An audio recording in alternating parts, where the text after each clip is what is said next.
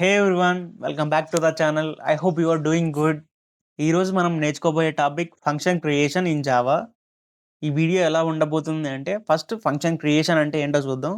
Function creation అంటే ఏంటో చూసిన తర్వాత ఫంక్షన్ క్రియేట్ చేయడానికి సింటాక్స్ ఎలా ఉంటుంది, అలానే నెక్స్ట్ ఒక 2 ఎగ్జాంపుల్ తీసుకొని ఫంక్షన్ జావాలో ఎలా క్రియేట్ చేయొచ్చు అనేది ఈ వీడియోలో అయితే కంప్లీట్గా చూసేద్దాం. Without wasting time let's get started. ఇప్పుడు ఫస్ట్ పాయింట్ చూద్దాం. ఫస్ట్ పాయింట్ ఏంటి? What is function? ఫంక్షన్ అంటే ఏంటి? ఫంక్షన్ అంటే ఏంటి అంటే, ఏదైనా ఒక బ్లాక్ ఆఫ్ కోడ్ని ఒక స్పెసిఫిక్ టాస్క్ కోసం రాస్తాం కదా, దాన్ని ఫంక్షన్ అంటాం. జావాలో ఫంక్షన్ని మెథడ్ అయినా అనొచ్చు, ఫంక్షన్ అయినా అనొచ్చు. ఇది గుర్తుపెట్టుకోండి. It's like a mini program that can be reused అనమాట. అంటే ఏదైనా ఒక ప్రోగ్రామ్ని రీయూజ్ చేయడానికి ఫంక్షన్ ఆర్ మెథడ్ అనేవి యూజ్ అవుతాయి. ఇది ఫస్ట్ పాయింట్. ఇప్పుడు సెకండ్ పాయింట్ చూద్దాం. జావాలో ఫంక్షన్ క్రియేషన్ యొక్క సింటాక్స్ ఎలా ఉంటుంది అంటే, సింటాక్స్ రాసే ముందు మనం కొన్ని రూల్స్ అయితే స్ట్రిక్ట్గా ఫాలో అవ్వాలి. ఫస్ట్ మీరు ఏ ఫంక్షన్ క్రియేట్ చేస్తున్నా ఆ ఫంక్షన్ అనేది ఇన్సైడ్ ద క్లాస్ మాత్రమే ఉండాలి. అంటే క్లాస్ లోపల మాత్రమే ఉండాలి. క్లాస్ బయట అనేది మన ఫంక్షన్ క్రియేట్ చేయకూడదు. అలా ఫంక్షన్ క్రియేట్ చేస్తే మనకు ఆ ఫంక్షన్ రికగ్నైజ్ అవ్వదు. ఫంక్షన్ క్రియేట్ చేసే ముందు ఫస్ట్ అయితే మనం యాక్సెస్ స్పెసిఫైర్ అనేది మెన్షన్ చేయాలి. యాక్సెస్ స్పెసిఫైర్స్ అంటే ఏంటి? Public, private, protected, default. మీరు ఏం యాక్సెస్ స్పెసిఫైర్ మెన్షన్ చేయకపోతే ఫంక్షన్ క్రియేట్ చేసినప్పుడు డిఫాల్ట్ యాక్సెస్ స్పెసిఫైర్ అనేది అక్కడ రికగ్నైజ్ అవుతుంది. దీని తర్వాత నెక్స్ట్ రాయాల్సింది స్టాటిక్. ఈ స్టాటిక్ ఎందుకు యూజ్ అవుతుంది అంటే, మన మెయిన్ మెథడ్లో అన్నెసెసరీ ఆబ్జెక్ట్ క్రియేట్ అవ్వకుండా ఉండడానికి ఈ స్టాటిక్ అనేది యూజ్ అవుతుంది. ఈ స్టాటిక్ అనేది మీరు సపోజ్ నార్మల్ కంపైలర్స్ యూజ్ చేసినప్పుడు, సపోజ్ విఎస్ కోడ్ కానీ ఆన్లైన్ కంపైలర్స్ యూజ్ చేసినప్పుడు కానీ ఇది మస్ట్ అండ్ షుడ్ స్టాటిక్ రాయాలి. సపోజ్ మీరు మీ ప్రాబ్లమ్కి లీడ్ కోడ్లో కానీ సమ్ ప్లాట్ఫామ్స్లో మీరు ప్రాక్టీస్ చేస్తున్నట్టుంటే మీరు స్టాటిక్ రాయని అవసరం లేదు. ఎందుకంటే ఆ టెస్ట్ కేసెస్ తగ్గట్టు అక్కడ ఒక స్పెసిఫిక్ ఫార్మాట్ ఉంటుంది. నెక్స్ట్ మీరు రాయాల్సింది రిటర్న్ టైప్. ఈ రిటర్న్ టైప్ ఎందుకంటే, మీరు ఏ వాల్యూ అయితే రిటర్న్ చేస్తున్నారో, సపోజ్ మీరు మీ data type integer value return చేస్తున్నారు అనుకోండి, అక్కడ ఆ రిటర్న్ టైప్ మీరు అక్కడ ఇంటీజర్ మాత్రమే ఇవ్వాలి. మీరు అక్కడ క్యారెక్టర్ ఇచ్చి ఇక్కడ ఇంటీజర్ రిటర్న్ చేస్తే అక్కడ ఎర్రర్ అనేది చూపిస్తుంది. అందుకోసం మనం ఏదైతే డేటా టైప్ ఇస్తున్నామో అదే రిటర్న్ చేయాలి. ఇది గుర్తుపెట్టుకోండి. దీని తర్వాత మన ఫంక్షన్ నేమ్. ఈ ఫంక్షన్ నేమ్ అనేది మనం ఏదైనా రాసుకోవచ్చు. కానీ మీరు మీ ప్రాబ్లమ్స్ సపోజ్ మీరు మీ ఇంటర్వ్యూవర్కి కోడ్ రాసి చూపెడుతున్నప్పుడు కానీ ఆ ఫంక్షన్ నేమ్ అనేది మీ ప్రాబ్లమ్ స్టేట్మెంట్ తగిన విధంగా ఫంక్షన్ నేమ్ అనేది రాయండి. సపోజ్ మనం ఒక నేమ్ ప్రింట్ చేస్తున్నాం, అక్కడ ప్రింట్ నేమ్ అనేది ఇవ్వండి. ఓకేనా? ఆ ఫంక్షన్ నేమ్ చూస్తే ఆ ఫంక్షన్లో ఏముందో ఆ ఇంటర్వ్యూవర్కి అర్థం అవ్వాలి. అర్థమయ్యే విధంగా ఫంక్షన్ నేమ్ అనేది రాయండి. దీని తర్వాత పారామిసిస్ అనేది రాయాలి. పారామిసిస్లో మనం పారామీటర్ రాసుకోవచ్చు మనకు అవసరమైతే. అవసరం లేదనుకుంటే మనం పారామీటర్స్ ఏమి ఇవ్వనవసరం లేదు. ఇది ఆప్షనల్. పారామీటర్స్ అనేవి మనం ప్రాబ్లం తగ్గట్టు అక్కడ పారామీటర్స్ ఉంచుకోవాలా లేదా అనేది అక్కడ చూస్తాం. దీని తర్వాత next open curly braces start అవుతుంది.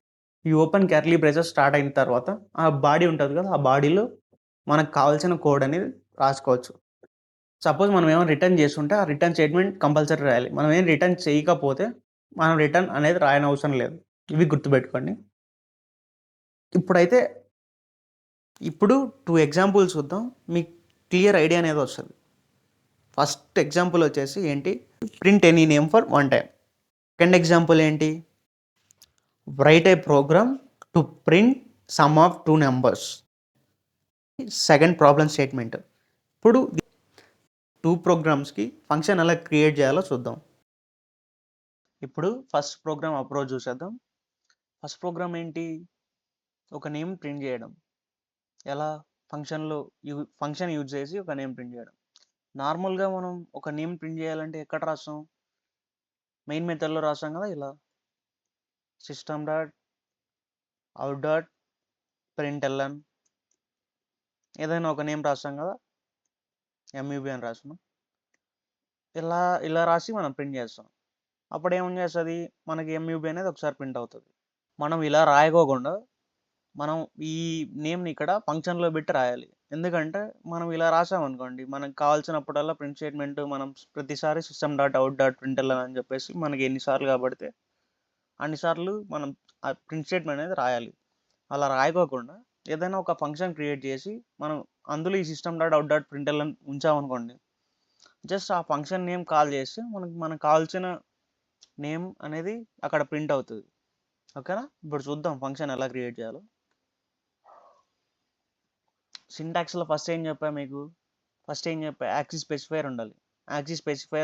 యాక్సెస్ స్పెసిఫైర్స్ అంటే ఏంటిది? పబ్లిక్, ప్రైవేట్, ప్రొటెక్టెడ్, డిఫాల్ట్ ఉంటాయి కదా జావాలో, అవి రాయాలి. మీరు మీ ఫంక్షన్ని సపోజ్ ఏ యాక్సెస్ స్పెసిఫైర్తో యూజ్ చేయాలి అనుకున్నప్పుడు ఆ యాక్సెస్ స్పెసిఫైర్ నేమ్ అనేది ఇవ్వండి. ఓకేనా? ఇప్పుడు చూడండి, ఇక్కడ పబ్లిక్ అని ఇస్తున్నాం. ఈ జావాలో యాక్సెస్ స్పెసిఫైర్ అనేది ఆప్షనల్. ఎందుకంటే సపోజ్ మీరు యాక్సెస్ స్పెసిఫైర్ ఇవ్వలేదు అనుకోండి, జావాలో అది డిఫాల్ట్ యాక్సెస్ స్పెసిఫైర్గా కన్సిడర్ చేస్తుంది. ఓకేనా? నెక్స్ట్ సింటాక్స్లో ఏంటి? స్టాటిక్ ఎందుకు యూజ్ చేస్తాం ఇక్కడ? స్టాటిక్ ఎందుకు యూజ్ చేస్తామంటే ఇక్కడ మెయిన్ మెథడ్లో అన్నెసెసరీ ఆబ్జెక్ట్ క్రియేట్ అవ్వకోకుండా మనం స్టాటిక్ అనేది వాడతాం. స్టాటిక్ అనేది మీరు సపోజ్ లీడ్ కోడ్లో కానీ ఎక్కడైనా మీ సమ్ కోడింగ్ కంపైలర్స్ ఇస్తారు, విత్ టెస్ట్ కేసెస్ ఇచ్చినప్పుడు మీ స్టాటిక్ అనేది యూజ్ చేయకూడదు. ఎందుకంటే వాళ్ళు ఒక స్పెసిఫిక్ ఫార్మాట్లో ఆ టెస్ట్ కేసెస్ ఆ మెయిన్ మెథడ్ డిజైన్ చేసి ఉంటారు. అందుకు స్టాటిక్ వాడకూడదు అక్కడ. మామూలుగా నార్మల్ కంపైలర్స్లో విఎస్ కోడ్లో కానీ ఆన్లైన్ కంపైలర్స్లో కానీ మీరు కంపల్సరీ స్టాటిక్ అనేది వాడాలి. ఎందుకంటే మెయిన్ మెథడ్లో ఆబ్జెక్ట్స్ క్రియేట్ అవ్వకుండా ఉండడానికి. ఓకేనా? ప్రతిసారి ఆబ్జెక్ట్ క్రియేట్ చేసుకోలేం కదా, అందుకోసం మనం స్టాటిక్ వాడాలి. స్టాటిక్ తర్వాత నెక్స్ట్ ఏంటి? రిటర్న్ టైప్ అంటే ఏంటి? సపోజ్ మనం ఇంటీజర్ రిటర్న్ చేస్తున్నాం అనుకోండి, ఇంటీజర్ ఇక్కడ ఇంట్ అని ఇవ్వాలి. సపోజ్ మనం క్యారెక్టర్ రిటర్న్ చేస్తున్నాం అనుకోండి, ఇక్కడ క్యార్ అని ఇవ్వాలి. సపోజ్ మనం స్ట్రింగ్ అని రిటర్న్ చేస్తుంటే ఇక్కడ స్ట్రింగ్ అని ఇవ్వాలి. ఓకేనా? అర్థమైందా? ఇప్పుడు మనం ఈ ఫస్ట్ ప్రోగ్రాంలో ఏం ప్రింట్ చేస్తున్నాం? జస్ట్ ఒక నేమ్ ప్రింట్ చేస్తున్నాం. అలా నేమ్ ప్రింట్ చేసినప్పుడు మనం ఏం రిటర్న్ చేయని అవసరం లేదు. అలా ఏం రిటర్న్ చేయకుండా ఉండే కేసెస్లో మనం ఏం వాడతాం? వాయిడ్ వాడతాం. వాయిడ్ అంటే ఏంటి? Void will not return anything అని చెప్పి అర్థం జావాలో. ఓకేనా? అదేం రిటర్న్ చేయదు. వాయిడ్ తర్వాత రిటర్న్ టైప్ తర్వాత ఏంటి? Function name. ఓకేనా? ఈ ఫంక్షన్ నేమ్ అనేది మనం ఏ నేమ్ అయినా ఇక్కడ రాసుకోవచ్చు. కానీ మీరు సపోజ్ ఇంటర్వ్యూలో కానీ ఇంటర్వ్యూవర్కి కానీ సపోజ్ మీరు కోడ్ ఎక్స్ప్లెయిన్ చేస్తున్నప్పుడు, కోడ్ రాస్తున్నప్పుడు కొంచెం ప్రొఫెషనల్గా ఆ ప్రాబ్లమ్ స్టేట్మెంట్స్ తగ్గట్టు మీరు ఆ ఫంక్షన్ నేమ్ అనేది ఇవ్వండి. ఇక్కడ మనం ఏం చేస్తున్నాం? ఒక నేమ్ ప్రింట్ చేస్తున్నాం. నేను అందుకు ప్రింట్ అని ఇస్తున్నాను. ప్రింట్ అని ఇచ్చిన తర్వాత ఈ ఓపెన్ పారాంథసిస్ రాయాలి. ఇక్కడ ఈ ఓపెన్ పారాంథసిస్లో పారామీటర్స్ రాసుకోవచ్చు మనకు అవసరం అయితే. మనం ఇక్కడ ఒక నేమ్ ప్రింట్ చేస్తున్నాం కాబట్టి ఇక్కడ మనకి ఏ పారామీటర్స్ అవసరం లేదు. అందుకు జస్ట్ ఓపెన్ పారాంథసిస్ మాత్రమే ఉంచాలి. దాని తర్వాత కర్లీ బ్రేసెస్. కర్లీ బ్రేసెస్ రాసిన తర్వాత మనం ఇక్కడ ఏం చేస్తున్నాం? ఒక స్టేట్మెంట్ ప్రింట్ చేస్తున్నాం. అది రాస్తున్నాం. System dot out dot println. ఓకేనా? అర్థమైందా? ఇది ఫంక్షన్ క్రియేషన్. మనం ఇలా ఒక నేమ్ ప్రింట్ చేయడానికి ఇలా ఫంక్షన్ క్రియేట్ చేసుకోవచ్చు. ఓకేనా? ఇప్పుడు దీన్ని ఎగ్జిక్యూట్ చేసి చూద్దాం. జస్ట్ చూడండి, మెయిన్ మెథడ్లో కాల్ చేస్తున్నాం. ఓకేనా? మెయిన్ మెథడ్లో జస్ట్ కాల్ చేస్తున్నాం. ఇది ఏమని? మన ఫంక్షన్ నేమ్ కాల్ చేయాలి. ఇక్కడ ప్రింట్ ఇలా కాల్ చేయాలి. ఓకేనా? రన్ చేసి చూద్దాం. చూడండి, MUB అనేది ప్రింట్ అయింది. ఓకేనా? సపోజ్ మనం ఇంకొకసారి మన ప్రింట్ స్టేట్మెంట్ ఎగ్జిక్యూట్ చేయాలి అనుకోండి, ఇంకొకసారి ఆ ఫంక్షన్ అనేది కాల్ చేస్తాం. ఎలా? ప్రింట్ ఉంది కదా, ఇంకొకసారి ప్రింట్ అని రాస్తాం. ఈ ప్రింట్ అని రాస్తే ఇప్పుడు ఎగ్జిక్యూట్ చేసి చూద్దాం. ఇంకొకసారి ప్రింట్ అవుతుంది మన ప్రింట్ స్టేట్మెంట్. ఓకేనా? చూడండి, MUB అనేది 2 times ప్రింట్ అయింది. అర్థమైందా? ఈ ఫంక్షన్ క్రియేషన్ ఎందుకు యూజ్ అవుతుంది అంటే ఏదైనా ఒక స్పెసిఫిక్ కోడ్ని రీయూజ్ చేసుకోవడానికి యూజ్ అవుతుంది. అర్థమైందా? దీని మెయిన్ రీజన్ ఏమంటే రీయూజ్ కోసం. ఓకేనా? సెకండ్ ప్రోగ్రామ్ ఫంక్షన్ ఎలా క్రియేట్ చేయాలో చూద్దాం. సెకండ్ ప్రోగ్రామ్ ఏంటి? Some of 2 numbers. ఓకే, చూడండి, ఒకటి గుర్తుపెట్టుకోండి, ఫంక్షన్ క్రియేషన్ అనేది ఖచ్చితంగా ఈ క్లాస్ లోపలే ఉండాలి. అర్థమైందా? క్లాస్ బయట మన ఫంక్షన్ క్రియేట్ చేయకూడదు జావాలో. ఓకేనా? ఇప్పుడు ఏంటి సెకండ్ ప్రోగ్రామ్? మనం ఎన్ని ఫంక్షన్స్ అయినా ఈ క్లాస్లో అనేది క్రియేట్ చేసుకోవచ్చు, ఎన్ని ఫంక్షన్స్ అయినా. ఓకేనా? ఇప్పుడు సెకండ్ ప్రోగ్రామ్ ఫంక్షన్ ఏంటి? సమ్ ఆఫ్ 2 numbers ప్రింట్ చేయాలి. ఓకేనా? ఫస్ట్ సింటాక్స్లో ఫస్ట్ ఏంటి?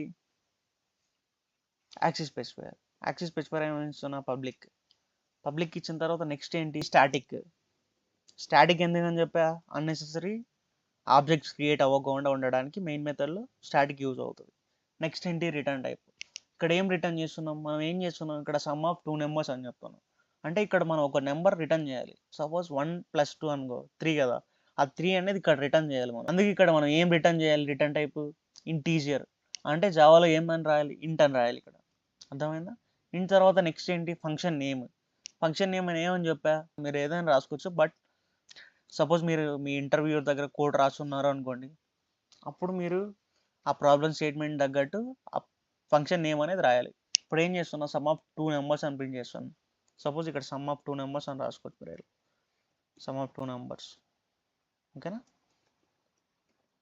ఎందుకంటే మీ కోడ్ని సపోజ్ ఇంటర్వ్యూ ఎవాల్యుయేట్ చేసినప్పుడు ఇది క్లియర్గా ఉంటుంది వాళ్ళకి.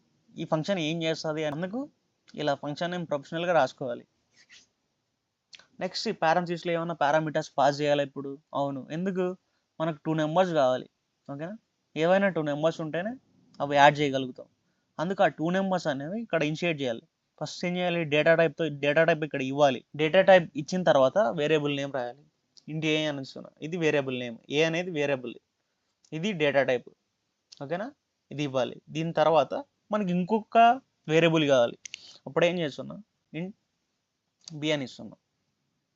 ఓకేనా? మళ్ళీ ఏంటి? Open curly braces. ఇప్పుడు చూడండి, మనం సమ్ ఆఫ్ 2 నెంబర్స్ అంటే ఏం చేస్తాం? ఏదైనా ఒక థర్డ్ వేరియబుల్ తీసుకొని అందులో మనం ఈ 2 వేరియబుల్స్ని యాడ్ చేస్తాం. ఓకేనా? చూడండి, థర్డ్ వేరియబుల్ ఏంటి? ఇంట్ సి అని తీసుకుంటాం. Int C equals to sum of 2 numbers అంటే ఏంటి? ఏ ప్లస్ బి కదా. ఏ అనేది ఒక నెంబర్ రిప్రజెంట్ చేస్తుంది, బి అనేది ఒక నెంబర్ రిప్రజెంట్ చేస్తుంది. సపోజ్ ఇప్పుడు మనం మెయిన్ మెథడ్లో ఈ ఫంక్షన్ని కాల్ చేసాము అనుకోండి, మనం ఏకి ఏమి ఇస్తున్నాం? 1 అని ఇస్తున్నాం. బికి ఏమి ఇస్తున్నాం? 10 అని ఇస్తున్నాం. ఇప్పుడు చూడండి, ఇప్పుడు ఈ ఫంక్షన్ని కాల్ చేశాను నేను. జస్ట్ ఈ ఫంక్షన్ కాల్ చేస్తున్నా. జస్ట్ ఇప్పుడు ఏమవుతుంది? మనకి ఎర్రర్ ఇస్తుంది. ఏం ఎర్రర్ ఇచ్చింది ఇక్కడ? This method return A result of type ఇంట్ అని ఇచ్చింది. ఓకేనా?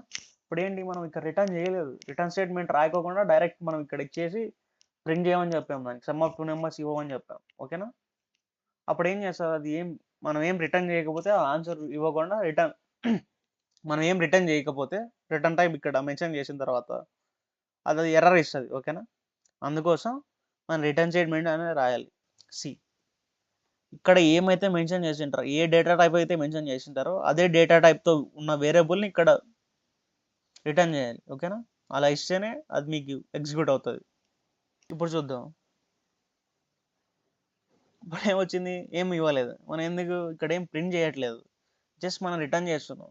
అందుకోసం మనం మన ఫంక్షన్ని ప్రింట్ చేసుకోవాలి. ఓకేనా? ఎలా ప్రింట్ చేసుకోవచ్చు? మనం డైరెక్ట్ ఇక్కడ ఇలా రాసుకోవచ్చు, system.out.println అని చెప్పేసి.